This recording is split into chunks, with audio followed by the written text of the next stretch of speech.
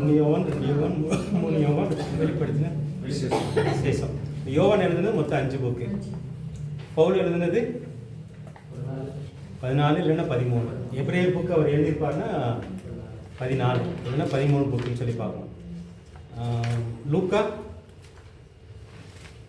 2 என்னென்ன புக்கு?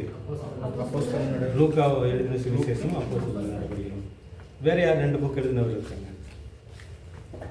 வேற பேதுரு என்ன புக்கு? 1 பேதுரு 2 பேதுரு. இந்த மார்க்குன்றது வந்து ஒருவேளை பேதுரு எழுதின சுவிசேஷமாக இருக்கும்ன்ற மாதிரி ஒரு சந்தேகம். அது ஒரு இன்ஃபர்மேஷன் தெரிஞ்சுக்கோங்க. ஏன்னா பேதுருவுக்கு எழுத தெரியாது. பேதுரு நம்மள மாதிரி ஒரு சில பேர் நம்ம எழுத வாசிக்க தெரியாத மாதிரி பேதுருக்கு எழுத வாசிக்க தெரியாத ஒரு மீன் பிடிக்கிறவர். அந்த 1 பேதுரு 2 பேதுரு யார் எழுதியிருப்பார்னா மார்க்கு தான் எழுதி கொடுத்துருக்கிறார். பேதுரு சொல்ல சொல்ல யார் எழுதியிருப்பார்? மார்க்கு தான் எழுதியிருப்பார். இந்த மார்க் எழுதின சுவிசேஷம் கூட ஒருவேளை பேதுருடைய சுவிசேஷமாக தான் இருக்கும். அதை வந்து மார்க்கு தான் எழுதியிருக்கணும். பின்னாடி மார்க்கு பேர்லேயே வந்துருச்சுன்ற மாதிரி தான் ஒரு ஆராய்ச்சி, அந்த பைபிள் ஆராய்ச்சியாளர்களுடைய ஒரு இதாக இருக்குது. அப்படி கணக்கில் போனால் பேதுரு எழுதுனது மொத்தம் 3 புக். ஆனால் அது வந்து வெளிப்படையே தெரியல. அந்த மாதிரி நம்ம பார்த்துக்கலாம். இப்போ மார்க்கை பற்றி நம்ம ப்ரூஃப் பாசிட்டிவ் டீட்டெயிலாக நீங்கள் பார்த்துட்ருக்குறோம். இப்போ மற்ற 3 புஸ்தகம் எபிரேயர் நான் சுருக்கமாக சொல்லியிருக்கிறேன். சில பேர் ஞாபகம் இருக்குது. எபிரேயர் புஸ்தகத்தில் வந்து மொத்தம் 13 அதிகாரங்கள் இருக்குது. இந்த முதல் 5 அதிகாரத்தை வந்து அதிகாரம் சொல்கிற ஒரு கருத்து என்ன அப்படின்னா இளைப்பாறுதல் அல்லது ஓய்வு நாள். அண்ணன் கூட ஓய்வு நாள் பற்றி சொன்னாங்க. எங்கே ஆரம்பிச்சது ஓய்வு நாள்? இந்த சீனாய் மலையில் வந்து கட்டளை கொடுக்குறாரு பாருங்க. அதுக்கப்புறம் தான் ஓய்வு நாளே ஆரம்பிக்குது. அதுக்கு முன்னாடி ஆரம்பிச்சிச்சு. மன்னா கொடுக்கும்போது ஆரம்பிச்சிச்சு, கட்டளையில் இல்லை. ஓய்வு நாள் வந்து கட்டளையாக எழுதப்பட்டது. இங்கே மன்னா எப்படி கொடுக்குறாரோ அப்போவே ஓய்வு நாள் ஆரம்பிச்சிச்சு. எப்படி ஆரம்பிச்சது? அது மன்னா கொடுக்கும்போதே ஓய்வு நாள் ஆரம்பிச்சிச்சுன்னு நான் சொல்கிறேன். அது உண்மையாக போய் அது எப்படி உண்மை நீங்கள் சொல்லணும். அதுதான் உங்களுக்கு வந்து 6 நாளைக்கு மன்னா கிடைக்கும். தினசரி போய் மன்னாவை நீங்கள் பொறுக்கி கொண்டு வந்து சமைச்சு சாப்பிடுங்க. ஆனால் 7ஆவது நாள் மன்னா உங்களுக்கு கிடைக்காது. யாரும் தேடி போகாதுங்க. ஆனால் முதல் நாள் யாரும் தேடி போனாங்க. அவங்க சொன்னது ஆண்டவர் சொன்னது கேட்காம 7ஆவது நாள் தேடி போய் பார்த்தாங்க, ஒன்றும் கிடைக்கல. ஆனால் 6ஆவது நாள் என்ன செஞ்சுட்டாராம்? இந்த 7ஆவது நாளுக்குரிய மன்னாவை நீங்கள் சேர்த்து வச்சுக்கோங்க. இல்லைன்னா முதல் நாள் டெய்லி போய் மண்ணா எடுக்கிறாங்க, கொண்டு வந்து சமைக்கிறாங்க, அடுத்த நாள் கெட்டு போயிடுவாங்க. ஆனால் 6ஆவது நாள் எடுக்கிற மண்ணா மட்டும் கெட்டு போகுது. ரொம்ப நம்ம நல்லா தெரிஞ்சிக்க வேண்டிய ஒரு சத்தியம். இதிலிருந்து நம்ம என்ன தெரிஞ்சுக்கிறோம் அப்படின்னா, நம்ம கடவுளுக்கு கடவுள் சொன்ன பயிற்சி கேட்டு அவர் கொடுக்க வேண்டிய நேரத்தை கொடுத்தோம் அப்படின்னா நம்ம உழைப்பை அவர் வந்து சேர்த்து கொடுப்பார். நான் கூட பனியார் சபையில் வந்து அந்த கொரோனா காலம் முடிஞ்சு அப்போ போகும்போது பார்த்தீங்கன்னா அவங்க ஞாயிற்றுக்கிழமை வேலைக்கு போயிட்டு இருந்தாங்க. ஞாபகம் இருக்குதான்னு தெரியல. நான் இடையில போய் பேசுகிறேன் ஞாயிற்றுக்கிழமை சாயந்தரம் ஆராதனை வச்சுருந்தாங்க. அப்போ நான் சொன்னேன், நீங்கள் வந்து இது செய்யக்கூடாது, நம்ம வந்து ஒரு நாள் ஆண்டுக்கு முடிவு பண்ணிவிட்டு அது வந்து கொடுக்கணும் அப்படின்னு சொன்னதுக்கப்புறம் அதுக்கப்புறம் மாற்றிட்டாங்க. அப்படி செய்யும்போது இந்த 7ஆவது நாள் நம்ம வந்து வேலைக்கு போகலாம் கூட அதுக்குரிய நமக்கு சேர்த்து கொடுப்பாங்க. இது வந்து இப்போ நமக்கு ஓய்வு நாள் கட்டளை இல்லை. ஆனால் ஆண்டவர் கொடுக்க வேண்டிய நேரம் காலையில் எழுந்து கொடுக்குறது அல்லது வாரத்துக்கு ஒருக்க கொடுக்குறது அல்லது மாதத்துக்கு ஒருக்க கொடுக்குற நேரத்தை நம்ம கொடுக்கும்போது நமக்கு என்ன பயம் அப்படின்னா, நீங்கள் ஞாயிற்றுக்கிழமை வேலைக்கு போகணுன்னா ஒரு 200 500 கிடைக்காது, 1000 கிடைக்காது, என்ன ஆகணும், பிள்ளைய காரியம், படிப்பு காரியம், சாப்பாடு காரியம், இந்த மாதிரி கவலைப்படுவோம். ஆனால் ஆண்டவர் கொடுக்க வேண்டிய நேரத்தை நம்ம கொடுக்கும்போது அது அவர் பார்த்துக்கிறார். இது நம்ம மனசை அவர் பார்க்குறார். ஸோ இந்த ஓய்வு நாள் வந்து மண்ணாலே ஆரம்பிச்சிச்சுன்னு பார்க்கணும். கட்டளையாக எழுதி கொடுத்தது சீனாய் மலையில் அந்த 10 கட்டளையை ஆண்டவர் எழுதி கொடுக்கும்போது அதுக்குள்ளே வருது. ஆனால் அந்த ஓய்வு நாள் மூலமாக என்ன சொல்ல வர்றார்? நான் ஒரு கருத்து சொன்னேன். அதாவது நமக்கு வந்து பயம் வரும். வாரத்தில் ஒரு நாள் வேலை செய்யலைன்னா சம்பளம் கிடைக்காதே, நமக்கு ஒரு 1000 ரூபா நஷ்டம் வருமேன்ற பயம் வரும். ஆனால் ஆண்டவரே உங்களை நம்பி நான் உங்களுக்காக இன்றைக்கி வேலைக்கு போகாமல் இருக்கேன், உங்களுக்காக நான் சபைக்கு கவனம் செலுத்துகிறேன், சபையுடைய காரியங்களுக்கு ஊழியத்துக்கு நான் கவனம் செலுத்துகிறேன்னு சொல்லி ஒருத்தர் தீர்மானிக்கும் போது நீங்கள் செஞ்சு பார்க்கலாம். அதுதான் அவர் செஞ்சு பார்க்க சொன்னார். 7ஆவது நாள் உங்களுக்கு என்ன தேவையோ அந்த ஆண்டவர் உங்களுக்கு சேர்த்தே கொடுத்துருவாரு. என் வாழ்க்கை நான் நிறைய பார்த்துருக்கேன். அது ஒரு சத்தியம் இருக்குது. வேற ஒரு சத்தியம் ஓய்வு நாளில் இது வந்து இங்கே வரும்போது இளைப்பாறுதலாக வருது. கடவுளுடைய ஓய்வு நாளை பற்றி இங்கே சொல்கிறாரு. அதனால தான் நான் பேசுகிறேன். எபிரேயர் புஸ்தகத்தில் 1ஆம் அதிகாரத்திலிருந்து 5ஆம் அதிகாரத்து வரைக்கும் உள்ள சத்தியம் இதுதான். இந்த ஓய்வு நாள் கட்டளை வந்து எதுக்காக கொடுக்குறாரு? ஒன்று இந்த மாதிரி தேவைகள் சந்திக்கப்படுது. அவங்களுக்கு 6 நாளுமே சந்திச்சார். ஆனால் அதுக்கப்புறம் வேறு இந்த கானானுக்கு வந்ததுக்கப்புறம் இந்த ஓய்வு நாள் அவங்க கடைப்பிடிக்கிறாங்க. ஆண்டவருக்குன்னு ஒரு நாளை செலவு பண்ணுறாங்க. 7 நாளில் ஒரு நாள் ஆண்டவருக்கு தான். ஆண்டவரோட பேசுறது ரொம்ப ரொம்ப முக்கியம். இதுதான் நீங்கள் ஓய்வு நாள்னு சொல்லிட்டு வீட்டிலே உட்காந்து தூங்கி அதை டிவி பார்த்தோம் அப்படின்னா வேலைக்கு போகாமல் அது கிடையாது ஓய்வு நாள். ஆண்டவரோட பேசிக்கிட்டு இருக்கணுன்றது தான் நோக்கம். இந்த 1ஆம் அதிகாரத்துலேருந்து 5ஆம் அதிகாரம் வரைக்கும் நீங்களாம் வாசித்து பாருங்கள். இவங்ககிட்ட ஆண்டவர் பேசுகிறார். சீனாய் மலையில் இறங்கினார் பாருங்கள், அதுலேருந்து பேச ஆரம்பிச்சுட்டே இருக்கிறார். அதுக்கு முன்னாடி மண்ணா காரியங்கள்லாம் பேசுகிறாரு. ஆனால் நிறைய பேர் வந்து ஆண்டோடைய பேச்சுக்கு என்ன கொடுக்கல, செவி கொடுக்கல. சில வேளை கேட்டிருப்பாங்க, அது பெருசாகவும் எடுத்துக்கல. அதனால் வந்து வனாந்தரத்தில் அழிந்து போனார்கள். நான் அந்த 4 அதிகாரத்தில் வாசித்தீங்கன்னா, இன்று தேவனுடைய சத்தத்தை கேட்பீர்களாகில் வனாந்தரத்திலே கோபம் மூட்டின நாளிலே உங்களுடைய இதயத்தை கண்ணீர்படுத்தினது போல, உங்களுடைய முன்னோர்கள் கண்ணீர்படுத்துறது போல நீங்கள் கண்ணீர்படுத்த. ஆண்டவர் பேசுகிறாரு, நம்ம மனசு கல்லாயிடுது. கல்லாச்சுன்னா அவர் பேசினாலும் அதுக்கு பிரயோஜனம் கிடையாது. இப்போ தினசரி அங்கே எதுக்காக அந்த ஓய்வு நாள் கொடுக்குறாரு அப்படின்னா, நீ அதனால் என்ன வேணாலும் செஞ்சுக்கோ, இன்னும் வாரத்தில் ஒரு நாள் என் கூட நான் என்ன பேசுகிறேன்னு கேளு, நான் உனக்காக என்ன பிளான் வச்சுருக்கேன்னு கேளு, நான் உன் குடும்பத்துக்காக என்ன பிளான் வச்சுருக்கேன்னு கேளு. ஸோ இது வந்து ஒரு பழக்கத்தை உருவாக்குறது தான் இங்கே ஓய்வு நாளே ஆரம்பிக்கிறார். ஆனால் நிறைய பேருக்கு வந்து இந்த பழக்கம் வரல. ஆண்டவர் என்ன சொல்கிறாருன்னு கேட்கணும், நம்மளும் அவர்கிட்ட பேசணும். இந்த உறவு வந்து ரொம்ப ரொம்ப முக்கியம். இந்த உறவுக்காகத்தான் ஆண்டவர் இதெல்லாம் கொடுக்குறாரு. அந்த உறவு இருந்துச்சுன்னா நமக்கு இளைப்பாறுதல் இருக்கும், அதான் முக்கியம். இந்த இளைப்பாறுதல் போனதுன்னா அது பேசியிருக்கிறேன் நான். இந்த இளைப்பாறுதல் எப்போ கிடைக்கும்? நிறைய நேரத்தில் நம்ம நினைக்கிறோம் இந்த ரெஸ்ட் இன் பீஸ்ன்னு செத்தோன்னா ஒரு இது வரும். ஒருத்தர் செத்துட்டாருன்னா அவர் ஆத்மா சாந்தி அடையட்டும், சமாதானமாக இருக்கட்டும்ன்றது. ஆனால் ஆகுமா? அது நம்ம உயிரோடு இருக்கும்போதே நம்ம ஆத்மா சமாதானமாக ஆக்கணும். அதுக்கு தான் ஆண்டவரோட பேசுகிறதுக்கு கூப்பிடுறாரு. நீ என் கூட பேசி, என் கூட பழகு, அப்போ தான் உன் ஆத்மா வந்து என் பிரச்சனை இருக்கும் பூமியில், நீ என் கூட பழகிட்டே இருக்கும்போது உன் ஆத்மா சமாதானம் ஆகும். அந்த இது இல்லை, நீ வந்து உயிரோடு இருக்கும்போது இது பழகலை அப்படின்னா செத்துக்கு அப்புறம் அந்த ஆத்மா சாந்தி அடையுமா? இவங்க சொல்கிறாங்க ஆத்மா சாந்தி அடையட்டுன்னு சொல்லி, நம்ம சொல்கிறதுனால அந்த ஆத்மா சாந்தி அடையாது. இந்த பழக்கம் இல்லாமல் குடிகாரனுக்கு செத்துக்கு அப்புறம், அதனால குறும்புறது யாரையாவது குடிகாரன் அடக்கம் பண்ணாங்கன்னா ஒரு சாராய பாட்டிலையும், ஏன்னா அவன் சாராயத்தை தேடி வருவான், அந்த ஆவி சாராயத்தை தேடி வரும், வெத்தலைப்பாக்கை தேடி வரும். இப்போ இவங்க சமாதானம் பண்ணுறதுக்கு ட்ரை பண்ணுறாங்க. ஒரு சாராயப்பாட்டில் வச்சு வெத்தலைப்பாக்கை வச்சு அந்த செத்த ஆவியை வந்து இதெல்லாம் நடக்கிறதுக்கு ஏன் காரணம் அப்படின்னா, இதெல்லாம் அந்த ஆவி தேடிட்டு அலையும். நம்ம வந்து உயிரோடு இருக்கும்போது எது தேடி அலைஞ்சோமோ, எதுக்காக பிரயாசப்பட்டோமோ, எது கிடைச்சா நமக்கு நல்லா இருக்கும்னு அலைஞ்சோமோ, செத்ததுக்கு அப்புறம் அந்த ஆத்மா அதுக்கு வந்து அழிவே கிடையாது. அந்த மனசு அப்படி தான் அலையும். உதாரணம் சொல்கிறேன், எங்கள் அப்பா காரியத்தை தப்பாக எடுத்துக்கக்கூடாது. எங்கள் அப்பா வந்து இங்கே இருக்கும்போது பார்த்தீங்கன்னா தினசரி காலைல ஒரு நியூஸ் பேப்பர் வாங்கி படிப்பார். காலைல ஒரு 3 to 5 எல்லாம் நல்லா ஜெபம் பண்ணுவார். 2 மணி நல்லா ஜெபம் பண்ணுவார். ஜெபம் பண்ணிவிட்டு அதுக்கப்புறம் நியூஸ் பேப்பர் வாங்கிட்டு ஒரு 8 மணிக்கு ஆரம்பிச்சார்னா சாயந்தரம் வரைக்கும் திரும்ப புரட்டிகிட்டே இருப்பார். அவர் சாகும்போது என் மனசில் தோணுச்சு, இவர் பல்லவத்தான் போயிருப்பார். அவர் வந்து இயேசு நம்பினார், பல்லவத்தான் போயிருப்பார். அவர் மனசு எதுக்கு அடிச்சிருக்கோம்? இங்கிலீஷில் சொல்லுவாங்க, you do missed the newspaper. பல்லவத்தில் என்ன கிடச்சிருக்காது அவருக்கு? நியூஸ் பேப்பர் கிடச்சிருக்காது. அங்கே போனதுக்கப்புறம் நியூஸ் பேப்பர் மிஸ் பண்ணுவார். இது வந்து நம்ம எல்லாருக்குமே இப்போ உதாரணத்துக்கு அதை சொல்கிறேன். நம்ம மனசு எதை தேடி அலையுதோ, நம்ம ஒரு நாளைக்கு எதில் நேரத்தை அதிகமாக செலவு பண்ணுறோமோ அதுதான் நம்ம ஆத்மா, அதுதான் நம்ம மனசு தான் ஆத்மான்றது, வேறு ஒன்றும் கிடையாது. அதை தேடி அலைஞ்சிக்கிட்டே இருக்கும்.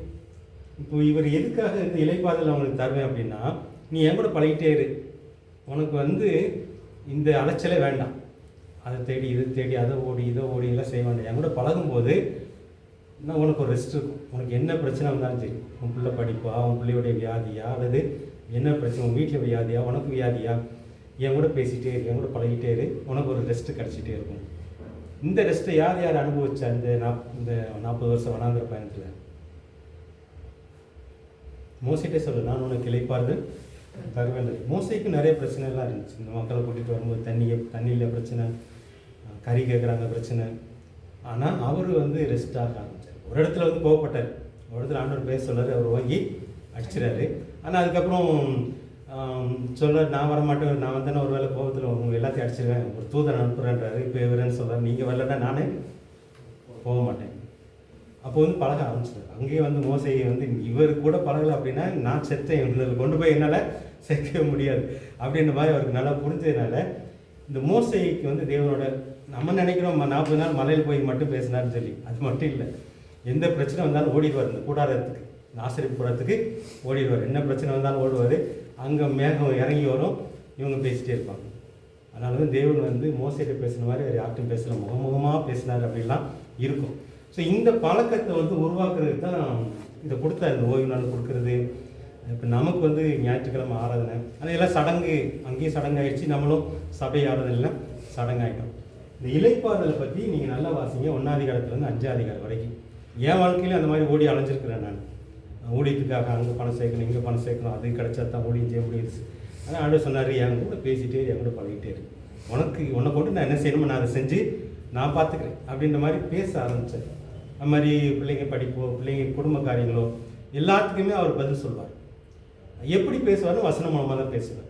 உதாரணத்துக்கு பார்த்தீங்கன்னா, யோகுக்கும் யோகுடைய மனைவிக்கும் சோதனை வருது. 2 பேருக்கு சோதனை இல்லை, யோகுக்கு மட்டும் சோதனையா? 2 பேருக்கும் சோதனை. யோகுக்கு மட்டும் இல்லை, யோகுடைய மனைவிக்கு சோதனை. ஏன்னா 2 பேர் சேர்ந்து பெற்ற பிள்ளை தான் 10 பிள்ளைங்க, 7 ஆம்பளை பிள்ளைங்க, 3 பொம்பளை பிள்ளைங்க, 10 பேர் சாகுறாங்க. ஆனால் யோகு கடவுளோட தான் பேசிட்டு இருக்காரு. அவர் பேசுனதுனால அவருக்குள்ள அந்த ஞானம் கிடைக்குது. ஒருவேளை கடவுள் மேலே ஒரு கோபம் இருக்கும், வருத்தம் இருக்கும், ஏன் இப்படி செய்கிறீங்க, ஏன் நான் என்ன தப்பு பண்ணேன், எனக்கும் இந்த கடவுளுக்கு இடையில யாராவது ஒருத்தர் இருந்து நியாயம் பேசினா நல்லா இருக்கும் இப்படிலாம் புலம்புனாரு. ஆனால் பேசுனதுலாம் யார்கிட்ட பேசினாரு? தேவன்கிட்ட பேசிட்டே இருந்ததுனால அவருக்கு அந்த ஞானம் கிடைச்சிட்டு இருந்து அந்த சோதனையை சகிக்க முடிஞ்சு, சோதனையை ஜெயிக்க முடிஞ்சிச்சு. ஆனால் யோகுடைய மனைவிக்கு எங்கேயோ கட்டாயிடுச்சு. ஒருவேளை யோகு வந்து மாதத்துக்கு ஒரு பலி கொடுக்குறாரு, ஆராதனையெல்லாம் பண்ணுறாரு, மாதத்துக்கு ஒருக்கே வாரத்துக்கு ஒருக்கே தெரியல. யோகுடைய மனைவியும் போயிருக்கணும். ஆனால் யோகுக்கும் ஆண்டவருக்கு இருந்த கனெக்ஷன் மாதிரி யோகுடைய மனைவிக்கும் ஆண்டவருக்கு இருந்திருக்குமா அப்படின்னா, அதனால தான் இந்த கடவுள் மேலே இன்னும் உனக்கு நம்பிக்கையா, எசாம 2 வார்த்தை திட்டிட்டு செத்துப்போன்னு சொல்கிறதுக்கு காரணம் என்ன அப்படின்னா, அந்த சோதனையை சகிக்க முடியல. சோதனை நேரத்தில் ஆண்டவர் நம்மகிட்ட பேசுவார்ன்ற ஒரு வெளிச்சம் அவளுக்கு கிடைக்கல. ஸோ அவளுக்கு இளைப்பாறுதல் இல்லை. இப்போ வந்து அந்த வார்த்தை ஒருத்தர் வாயிலேருந்து வருது அப்படின்னா அவங்க உள்ளத்தில் என்ன இல்லை? இளைப்பாறுதல் இல்லை. நம்ம வாயிலேருந்து ஒரு வார்த்தையை வச்சு நம்ம தெரிஞ்சுக்கலாம், நமக்குள்ளே ரெஸ்ட் இல்லை, நமக்குள்ளே வந்து அந்த கடவுளுடைய சமாதானம், கடவுளுடைய ஓய்வு, கடவுளுடைய அந்த சாந்தி, அந்த சது இல்லை அப்படின்றத நம்ம புரிஞ்சுக்கலாம். ஸோ அதை பற்றி தான் இது சொல்லுது. நான் ரொம்ப நேரம் எடுத்துட்டேன். ரொம்ப ரொம்ப முக்கியமானது அதுதான். அந்த நமக்கு அது வேணும். நம்ம செத்ததுக்கப்புறம் இளைப்பாறுதல் இல்லை, இயேசுவோடு நீங்கள் சேர்ந்துட்டீங்கனால, இயேசு கூட நீங்கள் பழகும்போதே பேசும்போதே நமக்குள்ளே அந்த ரெஸ்ட்டை கொடுப்பாரு. அது உடனடியாக ஃபுல்லாக கிடைக்காது, அது ஒரு பழக்கம். மோசைக்கு ஆரம்பிச்சு, மோசைக்கு டென்ஷன் வந்துச்சு, அவர் அடித்தார். அதுக்கப்புறம் புரிஞ்சுக்கிட்டாரு, இந்த தேவனை விட்டுட்டோம் அப்படின்னா நம்மளால் நிம்மதியாக வாங்க முடியாதுன்னு புரிஞ்சதுனால அவர் கூட பழக ஆரம்பித்தார். ஸோ அதை பற்றி தான் இது சொல்லுது 1 வரைக்கும். அதுக்கப்புறம் புதிய ஒப்பந்த சிறப்பான பலி இயேசு, அதெல்லாம் நான் பார்த்துருக்கேன், நான் திரும்ப விளக்க விரும்பலை, நான் ரிவிஷன் தான் எடுக்கிறேன். சிறப்பான பலிபீடம், சிறப்பான பலி கொடுப்பவர், இதெல்லாம் அதில் இருக்குது. இயேசு வந்து ஒரு பிரதான ஆசாரியர், பெரிய பூசாரி. எப்படி பழைய ஏற்பாட்டில் ஆரோன் இருந்தாரோ அதே மாதிரி புதிய ஏற்பாட்டில் இயேசு, அவருக்கு பேர் வந்து மெல்கிசேதேக். அதனால தான் இயேசு உயிரை விடும்போதே, இயேசு உடம்புலேருந்து உயிர் பிரியுது, கோயிலேருந்து தரிச்சலை மேலேருந்து 2ஆக கிளியுது. அப்படி அர்த்தம் என்ன அப்படின்னா, அவர் அந்த திரைசீலை வந்து வானத்துக்கு சமம். இந்த வானத்தை கிழிச்சிக்கிட்டு எங்கே போகிறாராம், அப்படி ஆவி ஆத்மா பிதாவிட்ட போய் அந்த மகா பரிசுத்த ஸ்தலத்தில் போய் அவர் ரத்தத்தை அவர் கொடுக்குறாரு. அந்த பலி அந்த கொடுத்ததுக்கு அப்புறம் தான் இல்லை கடவுளுடைய கோபத்தை ஆற்றுறாரு. கடவுளுக்கு வந்து மனுஷனுடைய பாவத்தெல்லாம் பார்த்து அடைக்கணும்னு தான் கோபம். ஆனால் இயேசு அந்த கோபத்தை ஆற்றுறதுக்காக தன்னுடைய ரத்தத்தை கொண்டு போய் அங்கே கொடுத்தோன்னே, இயேசு கூட யார் சேர்றாங்களோ அவங்களுக்கு கடவுள் கோபமே கிடையாது. தண்டனைகள் இருக்கும், அதாவது சிக்ஷைகள் இருக்கும், கோபப்பட்டு தண்டிக்க மாட்டாங்க. இயேசு கூட நம்ம சேர்ந்ததுக்கப்புறம் நம்ம பயப்படவே கூடாது. நமக்கு வந்து அவர் வந்து நம்மளை தண்டிச்சுட்டு வர கொண்டுருவாரோ அப்படின்ற மாதிரிலாம் பல குழப்பங்கள் வரும். நான் இயேசு கூட இருக்கேன் அப்படின்னா என் மேலே உள்ள கோபத்தை இயேசு ஆற்றிட்டார். ரத்தம் என்ன செய்யுது அப்படின்னா, இந்த நம்ம இதில் பார்த்து இப்போ பழைய ஏற்பாட்டில் சொன்னோம், இந்த புதிய ஏற்பாட்டில் நல்ல விளக்கமாக இருக்கும். இவர் சொந்த ரத்தத்தை எடுத்துக்கொண்டு போய், இவர் வந்து ஆட்டு ரத்தம் மாட்டு ரத்தத்தெல்லாம் கொண்டு போல சொந்த ரத்தத்தை கொண்டு போய் அங்கே அப்பாட்ட கொடுக்குறாரு. அந்த ரத்தத்தை பார்த்தோன்னே உள்ளே வர முடியாது, கொள்றதுக்காக மரண தூதன் பழைய ஏற்பாட்டில் பார்க்குறோம். கடவுளுக்கு நம்ம மேலே கோபமே கிடையாது. நம்ம இயேசு கூட சேர்ந்துட்டோம் அப்படின்னா நம்ம மேலே உள்ள கோபத்தெல்லாம் அவர் ஏற்றுக்கிட்டார், இயேசு ஏற்றுக்கிட்டார், நமக்கு அது வராது. ஸோ இதை குறிக்கிறது தான் இந்த இது. நீங்கள் அதை வாசித்து பார்த்தீங்கன்னா புரியுறது கொஞ்சம் கஷ்டமாக இருக்கும், ஆனால் வாசித்து பாருங்கள் அப்படியே கருத்து இது தான். ஸோ அதை நான் சுருக்கமாக அதில் போடுறேன் நான். அதுக்கப்புறம் நீங்கள் 11லேருந்து 13 வரைக்கும் வாசிங்கன்னா கடவுளே நமக்காக ஒரு நகரத்தை ஏற்பாடு பண்ணிட்டு இருக்காரு. எத்தனை பேர் நம்புறீங்கன்னு தெரியல. நான் ஆபிரகாம் இதை நம்பினார். ஆபிரகாம் இந்த ஊரில் இந்த உலகத்தில் வாழ்ந்துட்டு இருக்கும்போது அவர் கூடார வீட்டில் தான் வாழ்ந்தார். நிறைய இடங்களில் போய் கூடார வீடு போடுவார், பலிபீடத்தை கட்டுவார், பலி கொடுப்பார். ஆனால் அவருக்கு இருந்த மனசெல்லாம் எனக்காக அவரே ஒரு நகரத்தை கட்டி எழுப்பிட்டு இருக்கிறாரு, அங்கே போய் நான் நிச்சயமாக வாழ போகிறேன்ற நம்பிக்கை யாருக்கு இருந்துச்சு? ஆபிரகாமுக்கு இருந்துச்சு. அதனால தான் இந்த 11லேருந்து 13 வரைக்கும் அதை தான் சொல்லுது. நிறைய பேருக்கு அந்த நம்பிக்கை இருக்காது. இப்போ ஆபிரகாம் அப்படி நம்பினதுனால தான் லாசருன்னு ஒருத்தர் சாகுறான். செத்தோன்னு எங்கே போனான் தெரியுமா? ஆபிரகாம் பரதேசி. ஆபிரகாமுடைய மடின்னு இருக்கும். இது எதை குறிக்குதுன்னா அந்த சிட்டி வந்து ஆபிரகாம் பேரில் இருக்குன்ற அர்த்தம். அதை நம்புறதுனால ஆபிரகாம் பேரை சொல்லி ஆபிரகாம் சந்தையில் வந்தவங்கலாம் அவர் கூட அவர் மடியில் இருக்கிற மாதிரி, அந்த சிட்டியில் இருக்கிற மாதிரி. இதில் விட ஆவிக்குரிய அர்த்தங்கள் நிறைய இருக்குது. இப்போ நம்ம இயேசுவை நம்ப இருக்கிறனால இயேசு நமக்கு, அதனால இயேசு சீசர்கிட்ட சொல்லிட்டு போகும்போது நான் போகிறேன், போய் அங்கே போய் ஒரு வேலை செய்ய போகிறேன்றார். என்ன வேலை? சாவு வீட்டில் நிறைய நேரத்தில் சொல்லுவாங்க, நான் உங்களுக்காக ஒரு நான் உங்களுக்காக ஒரு வீடை கட்ட போகிறேன், இல்லை ஒரு ரூமை சின்ன ரூமெல்லாம் கொடுக்க போகிறது கிடையாது. எங்கள் அப்பா வீட்டில் நிறைய ரூம்ஸ் இருக்குது, நிறைய வாசஸ்தலங்கள் தங்குறதுக்கு, ஒரு பேலஸ், ஒவ்வொருத்தருக்கும் ஒரு பேலஸ் இருக்குங்க. இது ஆவிக்குரிய அர்த்தங்கள் நிறைய இருக்குது. நான் அதை ரெடி பண்ணுறேன், ரெடி பண்ணதுக்கப்புறம் அவங்கள வந்து கூட்டிகிட்டு போக போகிறேன்றார். சரி, நேரத்துக்கு கதை மாதிரி கேட்டிருக்கோம். அங்கே போனவர் ஒன்று ரத்தத்தை கொடுத்து கோவத்தை ஆற்றினார், நம்ம மேலே ஒரு கோவத்தை ஆற்றினார். இன்னொன்று என்ன செஞ்சிட்ருக்காரு? நமக்காக ஒரு வீட்டை கட்டிக்கிட்டு இருக்கிறார். ஸோ அந்த நம்பிக்கை வேணுன்றது தான். அது நம்பிங்கன்னா ஆபேலேருந்து நம்பினவங்க இருக்காங்க. அதில் லிஸ்ட்டெல்லாம் 11 அதிகாரத்தில் வரும். இதை நம்பி வாழ்ந்தவங்க அந்த நகரத்துக்கு சொந்தக்காரங்க. இதை நம்பி வாழும்போது நம்மளும் அந்த நகரத்துக்கு சொந்தக்காரங்க. இங்கே ஊரில் நம்ம எவ்வளோ பெரிய வீடு கட்டியிருக்கோம், இல்லை குடிசை வீட்டில் இருக்கிறதெல்லாம் பிரச்சனை கிடையாது. நம்பிக்கை அங்கே இருக்குதான். ஆண்டவரே எனக்காக ஒரு இடத்த வந்து கட்டிகிட்டு இருக்கிறாரு, அங்கே போகிறதா அதை பற்றி தான். அதனால் எபிரேயருக்கு எழுதின நிறுவனம் வந்து ஒரு அருமையான ஒரு புத்தகம். 3 கருத்து தான். ஒன்று இளைப்பாறுதல், இன்னொன்று சிறப்பான பலி. அதாவது கடவுளுடைய கோபத்தை ஆற்றின ஒரு காரியம். இயேசு நம்ம மேலே உள்ள கோபத்தை இயேசு எடுத்துக்கிட்டு அவர் நம்ம மேலே உள்ள கோபத்தை ஆற்றுறார். அது 2வது காரியம். 3வது காரியம் அவர் நமக்காக ஒரு நகரத்தை கட்டியிருக்கிறார். இந்த 3 காரியத்தை நீங்கள் மனசில் வச்சுக்கலாம். இதுதான் எபிரேய நிறுவனம். அதுக்கப்புறம் யூதா பார்த்துடலாம். ஒருவேளை சமயம் இருந்துச்சுன்னா யாக்கோபை பார்க்கலாம். யூதா வந்து உங்கள் கையில் கொடுத்துருக்கோம். இந்த யாக்கோபு இந்த யூதா இந்த 2 பேருமே பார்த்தீங்கன்னா இயேசுடைய தம்பி தான். இயேசுக்கு வந்து 4 தம்பி இருந்ததாக சொல்லப்பட்டிருக்கு. தங்கச்சிங்கள் இருந்தாங்க, எத்தனை பேர் சொல்லப்படல. ஆனால் 4 பேருடைய பேரெல்லாம் இருக்குது. இதில் இந்த 2 பேருமே இயேசுடைய தம்பிகள்னு சொல்லி பார்க்குறோம். நமக்கு ஒரு 1/2 hour இருக்குது. யூதா பார்த்துட்டு டைம் இருந்துச்சுன்னா இதை பார்க்கலாம். இவங்க 4 பேருமே இயேசுவை நம்பலை. அவர் இந்த பூமியில் வாழும்போது இயேசுவை வந்து ஒரு மேசியாவாக அல்லது கடவுளுடைய மகனாக ஏற்றுக்கொள்ளலை. எதை வச்சு சொல்கிறோம்? நம்ம அடுத்த மாதத்துலேருந்து யோவான் புத்தகம் படிக்க போகிறோம். அதில் வரும் நிறைய காரியம். ஒரு காலகட்டத்தில் இயேசு தம்பிங்களோட வீட்டில் இருக்கிறாரு. எல்லாம் ஒரு வீட்டில் வளர்ந்தவங்க தான். இந்த 2 பேருக்கும் முக்கியமாக மற்ற சீசர்கள்லாம் பார்த்தீங்கன்னா 3 வருஷம் தான் இயேசு கூட இருந்தவங்க. ஆனால் இவங்க 2 பேரும் இயேசு கூட எத்தனை வருஷம் இருந்தவங்க? இந்த யாக்கோபு யூதாவும். இப்போ பேதுரு எடுத்துக்கோங்க, யோவான் எடுத்துக்கோங்க, மற்ற அந்த 12 சீசர்கள், யூதாஸ், இவங்கெல்லாம் 3 வருஷம் தான் இயேசு கூட இருந்தவங்க. சிலர் 3 வருஷம் அந்த கணக்கில் தான் வரும். ஆனால் இவங்க 2 பேரும் எத்தனை வருஷம் இயேசு கூட வாழ்ந்தவங்க? 32, 33. இந்த தம்பிக்கு தானே பிறந்ததுலேருந்தே இவங்க கூட. ஆனால் இவங்க 2 பேருக்கும் வந்து இயேசு மேலே நம்பிக்கை வரல. அதை யோவானில் வந்து ஒரு இடத்துல எழுதியிருக்கிறார் அவர். ஒரு காலகட்டத்தில் வந்து எருசலேம் நகரத்தில் வந்து ஒரு பண்டிகை நடக்குது. இப்போ இயேசுகிட்ட சொல்கிறாங்க, அண்ணனை பார்த்து சொல்கிறாங்க, நீ பெரிய ஆள் ஆகணும்னு ஆசை தானே உனக்கு? சும்மா வீட்டில் பேசுகிற மாதிரி தான் பேசியிருப்பாங்க. உனக்கு வந்து பெரிய ஆள் ஆகணும்னு ஆசை தானே? போய் எருசலேமில் போய் ஏதாவது ஒரு அற்புதம் செய், ஒரு மிராக்கில் செஞ்சு காட்டு, நீ பெரிய ஆள் ஆகலாம் அப்படின்றாங்க. அப்போ இயேசு என்ன சொல்கிறாரு? இயேசு என்ன சொல்கிறாரு? ஞாபகத்துக்கு தான் இருக்காது. இயேசு சொன்ன காரியம் சொல்லுங்க பார்க்கலாம்.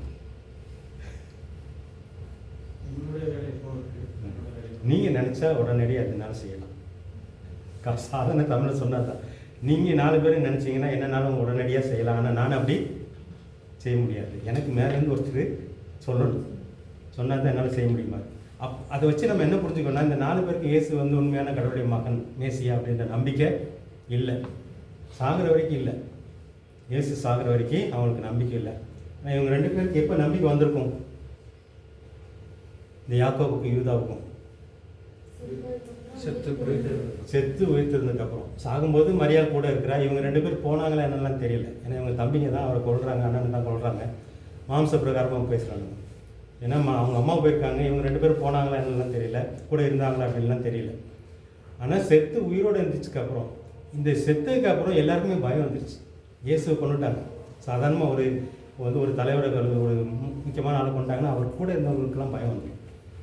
அந்த மாதிரி இவர் கூட இருந்தவங்களுக்கெல்லாம் பயம், இயேசு கூட இருந்தவங்களுக்கெல்லாம் பயம் வந்துச்சு. அப்போ எங்கே போய் இருந்தாங்க? எருசலேம் தான் அது நடக்குது. இயேசு இன்னைக்கு கொண்டுட்டாங்க, அவரை அடக்கம் பண்ணியாச்சு. அதுக்கப்புறம் அடுத்த யார் கொல்ல போகிறாங்களோ, தலைவரே போட்டாச்சு, அடுத்து யாரை கொல்ல போகிறாங்களோ எல்லாருக்கும் பயம் வந்துச்சு. கூட இந்த 12 பேருக்கும். அதில் யூதாஸ் வேறு ரூட்டில் போயிட்டார், அவர் தற்கொலை பண்ணி செத்து போயிட்டார். இந்த 11 பேருக்கும் பயம். அப்புறம் இயேசுடைய அம்மா மரியாள், மற்ற நிறைய பேர் இயேசு கூட பின்பற்றினவங்களுக்குலாம் பயம். அப்போ எங்கே போய் இருந்திருப்பாங்க, என்ன செஞ்சுருப்பாங்க?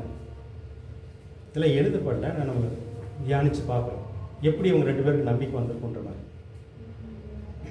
ஒரு இடத்துல கூடியிருப்பாங்க. அப்படி கதவை அடைச்சி கூடாடுனா மார்க்குடைய வீடு. அது 120 பேர் இருக்கிறாங்க பாருங்க.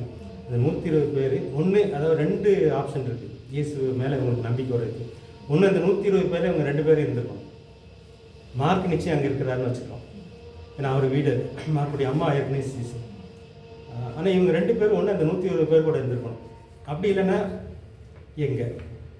ஒருவேளை அங்கே வந்திருப்பாருன்னா இயேசு பார்த்து, ஏன்னா உயிர்த்ததுக்கப்புறம் பார்க்குறாங்க, காயெல்லாம் பார்க்குறாங்க, அவர் பேசுகிறது பார்க்குறாங்க, அதுக்கு மேலே நம்பிக்கை வந்திருக்கணும். ஒருவேளை அந்த 120 பேர் அந்த 2 பேர் இல்லை அப்படின்னா வேறு எங்கே?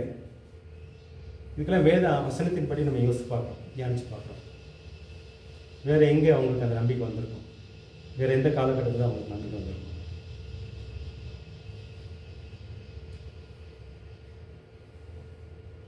வேறு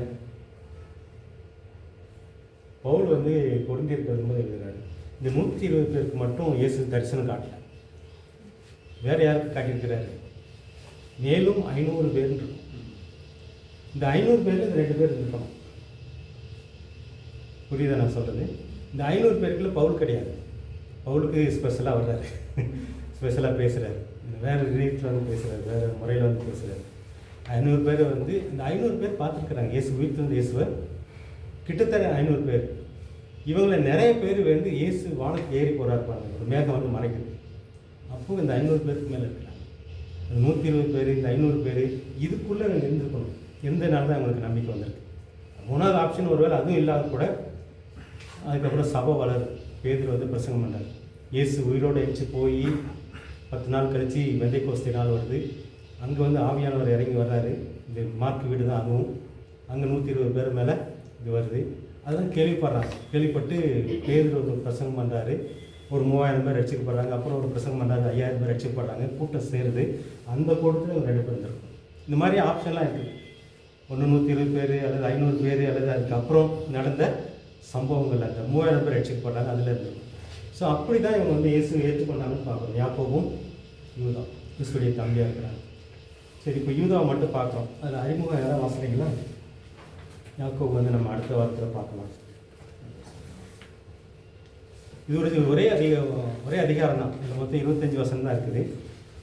இவர் எழுத ஆரம்பிக்கிறத நோக்கம், இவருக்கு என்ன ரட்சிப்பை பற்றி எழுதணும்னு ஆசை வருது. இவர் ரட்சிக்கப்பட்டார். இயேசுடைய தம்பி தான். கொஞ்ச நாள் ரட்சிப்பு இல்லை, இயேசு மேலே விசுவாசம் இல்லை. ஆனால் ஒரு காலகட்டத்தில் இவருக்கு விசுவாசம் வருது. இயேசு தான் மேசியா, இயேசு தான் கடவுளுடைய மகன், அவர் நமக்கு மாம்ச பிரகாரமான அண்ணன் கிடையாது, அவர் உண்மையிலே கடவுளுடைய மகன் அப்படின்ற நம்பிக்கை யூதாவுக்கு வருது. அதனால் சரி ரட்சிப்பை பற்றி எழுதலாம் அப்படின்னு சொல்லி ஆசை வருது. அந்த அறிமுகத்து வாசலுக்கு மேலே இருக்குது. யாராவது வாசிக்கலாம்?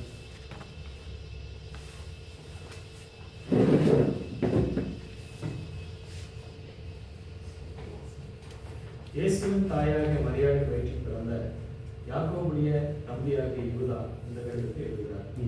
இயேசு செய்த செயல் மூலம் மக்களை கடவுளுக்கு எப்படி காப்பாற்றுகிறார், அது எவ்வளவு சிறப்பானது என்று முதலாவது எழுத நினைத்ததாகவும், பின்பு இயேசு செய்தவர்களை நம்பி வாழ்ந்தவர்களும் நம்பிக்கை கொடுப்பவர்கள் பாம்பு போல தந்திரமாய் அவர்களுக்குள் கலந்து இருக்கிறவர்களை பற்றி எழுதுவது அதைவிட அவசியம் என்று தீர்மானிக்கிறார்.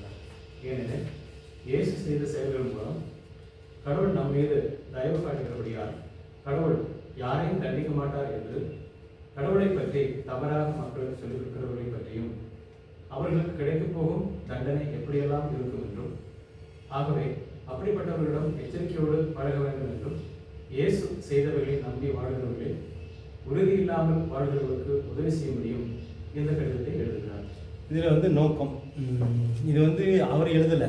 நம்ம இது அறிமுகம்னு சொல்லி பார்த்தீங்கன்னா நம்ம பைபிள் இதெல்லாம் இருக்காது. நீங்கள் வச்சுருக்கிற அந்த ஓவின்னு சொல்லுவோம், அந்த பைபிள் இதெல்லாம் இருக்காது. இது அந்த அந்த புஸ்தகத்தை வாசித்துட்டு அதன் அடிப்படையில் என்ன நோக்கத்தில் எழுதுகிறாரு அது நம்ம கொடுத்த அறிமுகம்னு சொல்லி பார்க்குறோம். இதில் உள்ளடக்கமாக பார்த்தீங்கன்னா இதில் முக்கியமாக அவர் முதல்ல எதை நினச்சி எழுத ஆரம்பிக்கணும், என்ன நோக்கத்தில் எழுதணும்னு நினைக்கிறாரு, எதை எழுதணும்னு நினைக்கிறாரு, ரட்சிப்பை பற்றி எழுதணும்னு நினைக்கிறாரு. ஆனால் மனசு மாறிடுது. எதை பற்றி எழுதுறாரு? இதில் எதை பற்றி எழுதுறாரு? சசிவாசம் தவறாக ஆண்டவர் பற்றி தவறாக சொல்லிக் கொடுக்குறத பற்றி எழுதணும் அப்படின்னு ஒரு தீர்மானத்துக்குள்ள வர்றாரு. அதனால் இந்த புஸ்தகம் இது ஒரே அதிகாரமாக இருந்தால் கூட ரொம்ப ரொம்ப முக்கியம். யார் ஆண்டவரை பற்றி தப்பாக சொல்லிக் கொடுக்குறா அப்படின்றத புரிஞ்சுக்கிறதுக்கு இது ரொம்ப நல்ல ஒரு புஸ்தகம். ஒரே ஒரு அதிகாரம் 25 வசனம் தான். நீங்கள் வீட்டில் போய் வாசிங்க. அதில் உள்ள சுருக்கத்தை மட்டும்தான் இப்போ பார்க்க போகிறது. கடவுளை பற்றி தவறாக சொல்லிக் கொடுக்குறவங்களுக்கு தண்டனை நிச்சயம், ஆகவே கவனமாக வாழுங்க.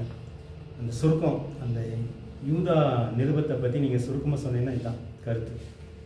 இந்த புஸ்தகத்துக்கு நீங்கள் ஒரு தலைப்பு வச்சிங்க அப்படின்னா இந்த புஸ்தகத்துக்கு தான். புஸ்தகம் கிடையாது, ஒரு அதிகாரம், ஒரு கடிதம். அதில் 1-2 வசனத்தில் பார்த்தீங்கன்னா வாழ்த்துறாரு. அதை வாசித்துக்கு பார்க்கல யாராவது? 1-2 1 வசனம் 2 வசனம்.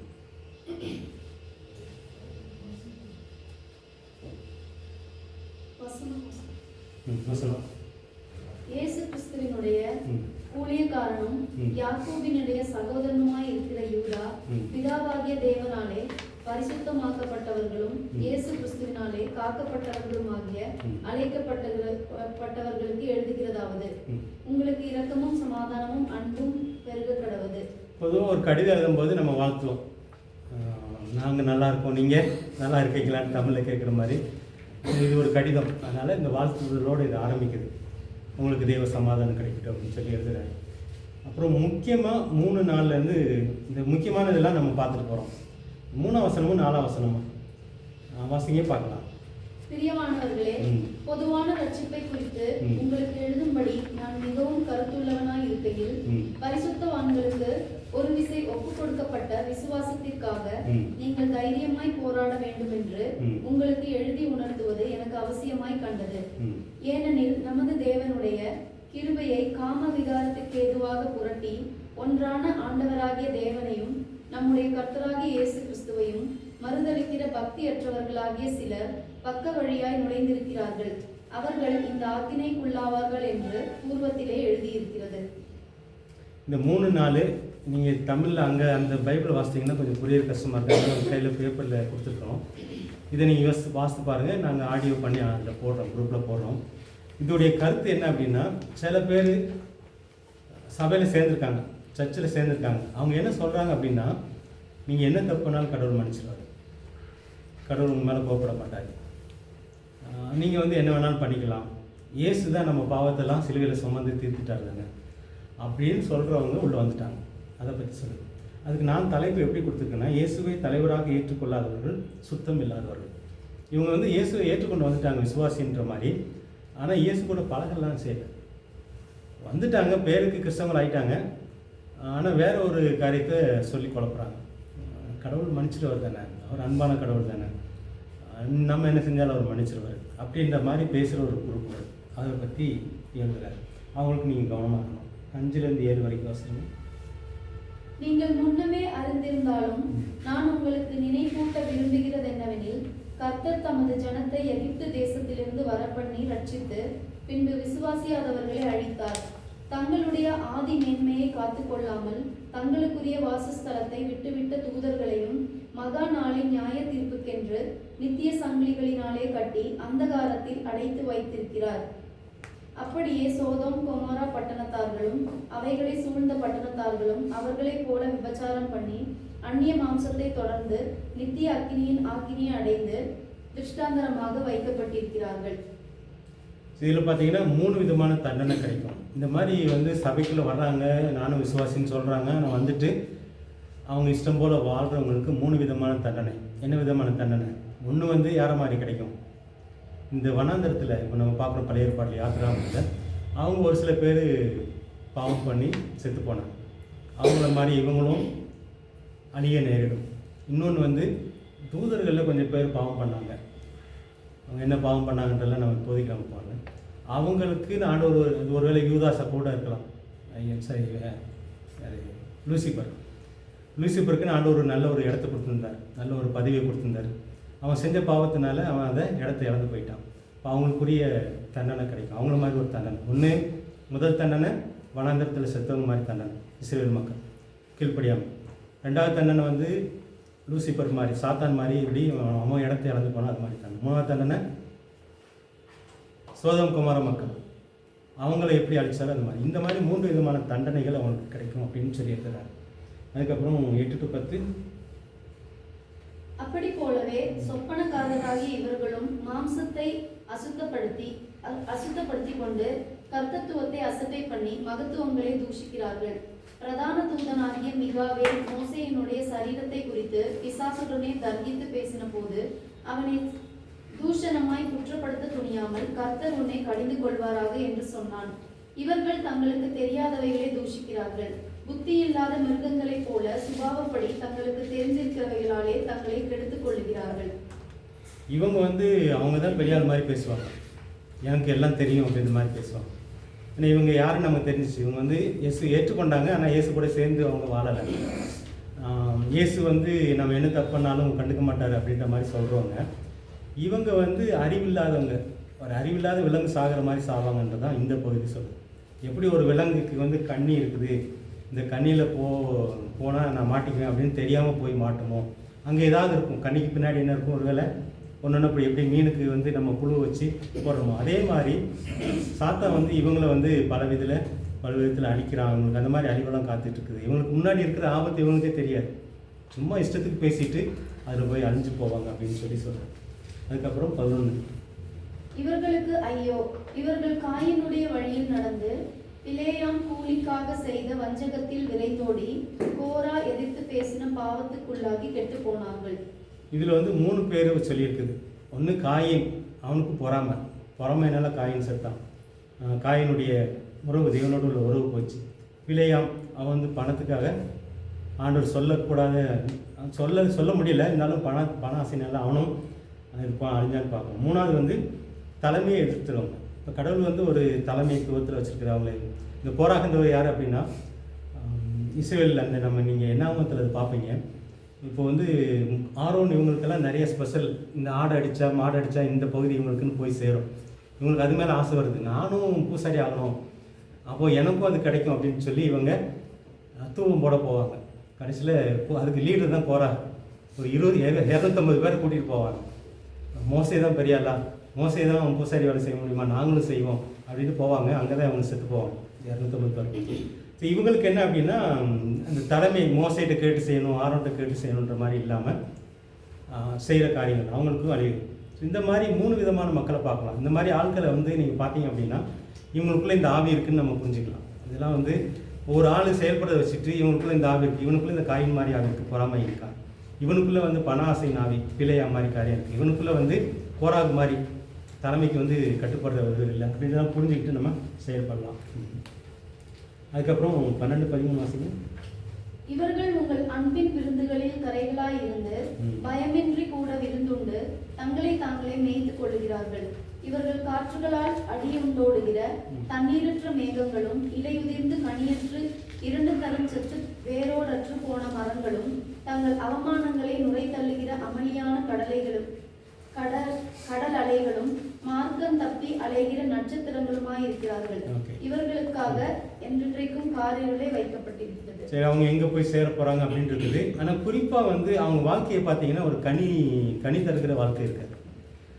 எப்படி ஒரு மேகம் வருது, அந்த மேகத்திலேருந்து மழை பெய்யலையே, வெறும் வறட்சியான மேகம், கோடை காலத்தில் அடிச்சுட்டு போகிற மேகம் மாதிரி பார்க்குறதுக்கு வந்து பெருசாக ஊழியம் செய்கிற மாதிரி இருக்கும். ஆனால் உள்ளே ஒன்றும் இருக்காது, சரக்கு இருக்காது. அவங்களால யாருக்கும் ஒரு பிரயோஜனம் இருக்காது. ஸோ அந்த மாதிரி ஆளுங்க, தண்ணீரற்ற மேகம், வறட்சியான மேகம், பலன் கொடுக்காத மரம், பார்க்குறதுக்கு பார்த்தீங்கன்னா பெருசாக பச்சையாக தெரியுற மாதிரி இருக்கும், ஆனால் உள்ள அவங்களால யாருக்குமே பிரயோஜனம் இருக்காது அப்படின்றது தான் சொல்கிறாங்க. அந்த மாதிரி ஆட்கள் நீங்கள் குறித்து வச்சுக்கணும் அப்படின்னு சொல்லி. அப்புறம் 14, 16, 14 வரைக்கும். ஆதாமுக்கு 7ஆம் தலைமுறையான ஏனோக்கும் இவர்களை குறித்து, இதோ எல்லோருக்கும் நியாய தீர்ப்பு கொடுக்கிறதற்கும் அவர்களில் அவபக்தி உள்ளவர்கள் யாவரும் அவபக்தியாய் செய்து வந்த சகல அவபக்தியான கிரியைகளின் நிமித்தமும் தமக்கு விரோதமாய் அவபக்தி உள்ள பாவிகள் பேசின கடின வார்த்தைகள் எல்லாவற்றின் நிமித்தமும் அவர்களை கண்டிக்கிறதற்கும் 1000 தமது பரிசுத்தவான்களோடு கூட கர்த்தர் வருகிறார் என்று முன்னறிவித்தான். இப்போ ஏனோக்கே தீர்க்க தரிசனம் சொன்னார், அதாவது ஒருத்தர் நியாயத்திற்கு ஒருத்தர் வரப்போகிறார் அப்படின்றது. இவங்க நினச்சிக்கிறாங்க கடவுள் கண்டுக்க மாட்டார், இப்போது இயேசு என் பாவத்துக்காக செத்தனால நான் என்ன செஞ்சாலும் அவர் மன்னிச்சிடுவார் அப்படின்ற மாதிரி ஒரு உபதேசம். அந்த நினப்பில் வந்து இவங்க நிறைய தப்பு பண்ணுறாங்க. ஆனால் அவங்கள தண்டிக்கிறதுக்கு வர அவங்க நியாயத்திற்கு தப்பிக்க முடியாது. அவங்க என்னெல்லாம் செஞ்சாங்க, என்னென்ன பேசுனாங்கிறது வந்து நியாயத்திற்கு இருக்குது அப்படின்றாரு. அடுத்தது 17 19, 17, 18. நீங்களோ பிரியமானவர்களே, நம்முடைய கர்த்தராகிய இயேசு கிறிஸ்துவின் அப்போஸ்தலரால் முன் சொல்லப்பட்ட வார்த்தைகளை நினைவு கூறுங்கள். கடைசி காலத்திலே தங்கள் துன்மார்க்கமான இச்சைகளின்படி நடக்கிற பரியாசக்காரர் தோன்றுவார்கள் என்று உங்களுக்கு சொன்னார்களே. இவர்கள் பிரிந்து போகிறவர்களும் ஜென்ம சுபாவத்தாரும் ஆவி இல்லாதவர்களும் ஆமே. இவங்க பார்த்தீங்கன்னா இதில் ரொம்ப சிம்பிளாக போயிடுச்சு, ஆவி இல்லை அப்படின்னு சொல்லி. இவங்க சொல்லுவாங்களா இருக்கும், இவங்க நடிப்பாங்களா இருக்கும், எனக்குள்ளேயும் ஆவியானவர் இருக்கிறாரு, நானும் ஆவியானவரால் நடத்தப்படுறேன் அப்படின்ற மாதிரி சொல்லுவாங்களா இருக்கும். ஆனால் இவங்களுக்குள்ளே இல்லை. அவங்க ஏன் இல்லை அப்படின்னா அவங்க வந்து பிரிக்கிறாங்க, ஜனங்களை பிரிக்கிறது, தங்களுக்குன்னு சேர்க்கறது, இந்த மாதிரி காரியங்களை செய்கிறதுனால அவங்களுக்குள்ள ஆவியானவர் இல்லை. அதை நீங்கள் புரிஞ்சுக்கோங்க அப்படின்றாங்க. அவங்க வந்து ஒருத்தர் வந்து ஒரு சபையில் ஒரு பிரிவினை ஏற்படுத்துகிறாரு, ஒரு குடும்பத்தில் பிரிவினை ஏற்படுத்துகிறாரு அப்படின்னா அவங்க வந்து ஆவியானவரால் செயல்படலை. ஒருவேளை சொல்லுவாங்களா இருக்கும், சொல்கிறத நம்பி ஏமாற்றக்கூடாது. அவங்க வந்து பிரிவினை ஏற்படுத்துறதுனால அவங்களுக்குள்ள சுத்தமான ஆவியானவர், பரிசுத்த ஆவியானவர் இல்லை அப்படின்னு சொல்கிறார். அடுத்தது 20 to 23. நீங்களோ பிரியமானவர்களே, உங்கள் மகா பரிசுத்தமான விசுவாசத்தின் மேல் உங்களை உறுதிப்படுத்திக் கொண்டு பரிசுத்த ஆவிக்குள் ஜெபம் பண்ணி தேவனுடைய அன்பிலே உங்களை காத்துக்கொண்டு நித்திய ஜீவனுக்கு ஏதுவாக நம்முடைய கர்த்தராகிய இயேசு கிறிஸ்துவனுடைய இரக்கத்தை பெற காத்திருங்கள். அல்லாமலும் நீங்கள் பகுத்தறிவு உள்ளவர்களாய் இருந்து சிலருக்கு இரக்கம் பாராட்டி சிலரை அக்கினியிலிருந்து இழுத்து விட்டு பயத்தோட ரட்சித்து மாம்சத்தால் கரைப்பட்டிருக்கிற வஸ்திரத்தையும் வெறுத்து தள்ளுங்கள். இதில் வந்து நம்ம எப்படி இருக்கணும் அப்படின்றத சொல்கிறார். விசுவாசிகள் வந்து எப்படி இருக்கணும், அல்லது இந்த மாதிரி மக்கள், இந்த மாதிரி ஊழியக்காரன்னு சொல்கிறாங்க, தலைவர்னு சொல்கிறாங்க, இவங்ககிட்ட நம்ம எப்படி பழகணும். இங்கே நம்ம கவனமாக இல்லை அப்படின்னா நம்மளே அவங்க தொலைச்சிருவாங்க அப்படின்றது தான். கடைசியில் வந்து நன்றி சொல்கிறது வசனம் 24, 25. வழுவாதபடி உங்களை காக்கவும் தமது மகிமையுள்ள சன்னிதானத்திலே மிகுந்த மகிழ்ச்சியோட உங்களை மாசற்றவர்களாய் நிறுத்தவும் வல்லமை உள்ளவரும் தாம் ஒருவரே ஞானம் உள்ளவரும் ஆகிய நம்முடைய இரட்சகரான தேவனுக்கு கனமும் மகத்துவமும் வல்லமையும் அதிகாரமும் இப்பொழுதும் எப்பொழுதும் உண்டாவதாக. ஆமென். இதில் வந்து நீங்கள் கீழே உங்களுக்கு கேள்வி இருக்கும், சிந்திக்க சில கேள்விகள்னு சொல்லி நான் கொடுத்த பேப்பரில். இதெல்லாம் நீங்கள் வீட்டில் போயிட்டு வாசித்துட்டு நீங்கள் அதுக்குரிய பதிலை எழுதுனீங்கன்னா உங்களுக்கு இன்னும் ஆழமாக அதை தியானிக்கலாம். நான் கடைசியில் உள்ள 3 காரியத்தை மட்டும் நான் சொல்லி முடிக்கிறேன். முக்கியமான கருத்துக்கள்னு பார்த்தீங்கன்னா 3 விதமான விசுவாசிகள் அல்லது கிறிஸ்தவங்க சபையில் இருக்கிறாங்க. இந்த புத்தகத்தில் இந்த 25 வசனத்தின் மூலமாக தெரிஞ்சுக்கும் போது பார்த்தீங்கன்னா ஒரு சபையில் வந்து 3 விதமான விசுவாசிகள் இருக்கிறாங்க. முதல் விதமானவங்க வந்து மற்றவங்களுக்கு, அதுதான் நம்ம கடைசியில் வாசம், மற்றவங்களுக்கு இறக்கம் காமிப்பாங்க. அவங்க வந்து விசுவாசத்தில் வளர்கிறதுக்கு உதவி செய்வாங்க. அந்த மாதிரி நம்ம இருக்கமா அப்படின்னு நம்மளையும் பார்க்கணும். நம்ம சபை இப்போ நம்ம சந்திர பாஸ்டர் வந்து ஊழியக்காரன்னா இந்த மாதிரி குணத்தில் யார் இருக்கலாம், மற்றவங்களுக்கு இறக்கம் காமிக்கிறது. இறக்கன்றது வந்து பல விதத்தில் காசு கொடுக்குறது மட்டும் கிடையாது. ஒருத்தங்க கஷ்டப்படுறாங்க, போய் ஜெபம் பண்ணுறது, அவங்க கூட சேர்ந்து வசனங்களை வாசிக்கிறது, விசுவாசம் வளர்றதுக்கு தான் செய்யுது. ஸோ வளர்றதுக்கு உதவி செய்கிறவங்க மாதிரி ஒரு குரூப், அவங்க தான் ஆண்டோடைய பார்வையில் உண்மையான விசுவாசி. 2வது குரூப் வந்து கடவுள் ஏற்படுத்திய தலைமைக்கு கட்டுப்படாமல் இஷ்டம் போல வாழ ஆசைப்பட்டு கடவுளை பற்றி தவறாக சொல்லிக் கொடுக்குறவங்க. இது வந்து 2வது குரூப். இவங்க வந்து யாரு கையிலே இருக்க விட மாட்டாங்க. எனக்கெல்லாம் தெரியும், நான் வந்து 10 வருஷம் விசுவாசி, நான் 20 வருஷம் விசுவாசி, எனக்கு யாரும் சொல்லிக் கொடுக்க வேண்டாம் அப்படின்ற மாதிரி ஒரு கூட்டம் இருக்கும். இது எல்லா சர்ச்சிலையும் பார்க்கலாம். நீங்கள் பார்த்தீங்கன்னா எல்லா சர்ச்சிலையும் இந்த மாதிரி ஆளுங்க இருப்பாங்க. அவங்க வந்து சில நேரத்தில் தப்பானதெல்லாம் சொல்லிக் கொடுத்துருப்பாங்க. ஒருவேளை இவங்கள மாதிரி சொல்லிக் கொடுக்குனா கூட நிறைய காரியங்கள் தப்பு பண்ணி, இது பெரிய பெரிய சபைகள்லாம் இருக்குது. தமிழில் பார்த்தீங்கன்னா பெரிய பெரிய சபைகள்லாம் இந்த மாதிரி தப்பான காரியங்களை சொல்லிக் கொடுக்குது. அவங்க வந்து நான் யாருக்கு கீழே இல்லை, நான் யாருக்கும் பதில் சொல்ல வேண்டாம், அவங்க சொல்லிக் கொடுக்குறதுலாம் சரின்ற மாதிரி சொல்லிக் கொடுக்குற ஒரு கூட்டம்.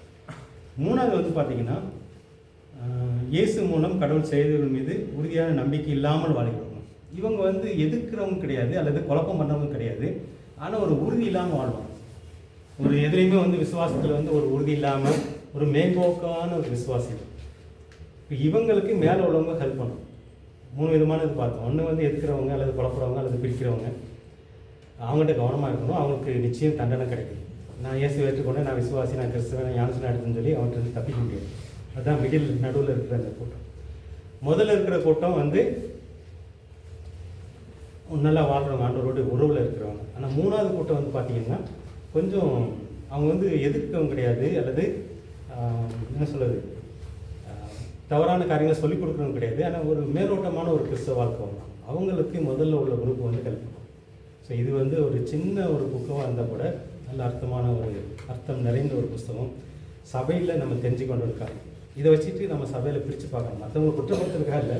ஊழியக்காரர் சந்திர பாஸ்டர்னா அவர் சபையில் ஒரு 20 விசுவாசிங்கன்னா இந்த 3 குரூப்பில் யார் எங்கே சேர்க்கலாம், அப்போ நம்ம யாருக்கு அதிகம் கவனம் செலுத்தலாம். தப்பாக சொல்லிக் கொடுக்குறவங்க ரொம்ப கவனம் செலுத்தணும்.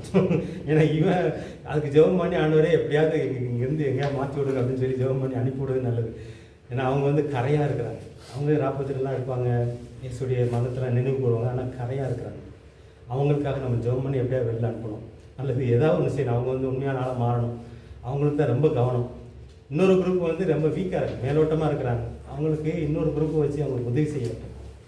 நம்மளே போய் எல்லா விசுவாசி சந்திக்க முடியும்னா கூட நல்லா இருக்கிறவங்கள்ட்ட, நீ ஆண்டவரோட உறவில் இருக்கிறவங்க நீங்கள் போங்க, இவங்க போய் பார்த்து ஜெபம் பண்ணுங்க, அவங்களுக்கு ஏதாவது நல்ல ஆலோசனை கொடுங்க, விசுவாசம் வளருக்கு ஏதாவது உதவி செய்யுங்க அப்படின்னு சொல்லி இதெல்லாம் செய்யும்போது சபையை வந்து ஒரு சுத்திகரிப்புக்குள்ள, சபையை வந்து நல்லா வளர்ச்சிக்கு ஏதுவாக இருக்கா. அதனால தான் யூதா இதை எழுத ஆரம்பிக்கும் போது அவர் என்ன நினைக்கிறாருன்னா ரட்சிப்பை பற்றி எழுதணும்னு நினைக்கிறாரு. ஆனால் ஆவியானவர் வந்து ஏவுறாரு, இல்லைப்பா முக்கியமானது இது, இவர் எழுதுனதுனால இதெல்லாம் நம்ம யோசிக்கணும். ஆவியானவர் வந்து இவரை வச்சு அதை எழுதுனதுனால சபை எப்படி இருக்கணும், சபையில் எப்படியெல்லாம் இருப்பாங்க, நம்ம அதை எப்படி சமாளிக்கணும், எப்படியெல்லாம் இருக்கணும்னு சொல்லி எழுதுறாரு. எதாவது கேட்க விரும்புறீங்களா? வீட்டில் போய் அதை வாசித்து பாருங்கள், உங்களுக்கு அது ஈஸியாக இருக்கும். ஏன்னா அவங்க சகோதரி வாசித்து பார்த்தீங்கன்னா அந்த ஓவியில் வந்து புரியுற கஷ்டமாக இருக்கும். கருத்து இது தான், ஆனால் நீங்கள் உங்கள் கையில் கொடுத்தது நீங்கள் வாசித்து பார்த்தீங்கன்னா புரியுறதுக்கு ஈஸியாக இருக்கும். முக்கியமாக நீங்கள் 3ஆக பிரித்து பார்க்கணும். எந்த ஊழியக்காரன் வந்தால் கூட நீங்கள் இந்த ஊழியக்காரன் எந்த கேட்டகரியில் சேருவான் அப்படின்னு நீங்கள் பார்க்குறது ரொம்ப ரொம்ப நல்லது. எதாவது கேட்க விரும்புறீங்களா? இதை சொல்ல விரும்புறீங்களா? வேறு ஏதாவது ரொம்ப கஷ்டமாக இருந்துச்சா? ஆக்சுவலி இந்த புக் இதை வச்சு சரி இவ்வளோ பெரிய புக்கெல்லாம் எழுதியிருக்காங்க. இந்த ஒரு அதிகாரத்தை வச்சு இந்த ரிசர்ச் பண்ணுறவங்கலாம் பார்த்தீங்கன்னா இந்த யூதா புஸ்தகத்தை விரிவாக்கம் பண்ணி ஒரு இப்போ இவ்வளோ பெரிய புக்கெல்லாம் எழுதி வச்சுருக்காங்க. நம்ம சுருக்கமாக பார்த்தோம் 1 மணி நேரத்தில். ஆனால் உள்ளே இருக்கிற கருத்து தான். பலவிதமான விசுவாசத்தில் சபையில் இருப்பாங்க. ஊழியக்காரங்க ரொம்ப கவனமாக இருக்கணும். அதே மாதிரி விசுவாசிகளும் கவனமாக இருக்கணும். விசுவாசிகளுக்கு வந்து மற்ற ஊழியக்காரங்களை பற்றி சொல்லிக் கொடுக்கணும். இப்படியெல்லாம் இருக்கிறாங்க தலைவர்கள், இப்படியெல்லாம் ஊழியக்காரங்க வருவாங்க, அவங்ககிட்ட நம்ம இப்படியெல்லாம் கவனமாக இருக்கணுன்றது தான் தெரிஞ்சுக்கிறேன். நீ வந்துடுறீங்களா? நான் எதுவும் கம்ப்யூட்டர் வேணுமா? டைப் பண்ணுன்னா பண்ணுறியா? அதாவது இல்லை ஃபாஸ்ட் இல்லை. சரி நீ பண்ணுங்க, மீதியை நம்ம பார்க்கலாம். நான் ஸ்விக்கி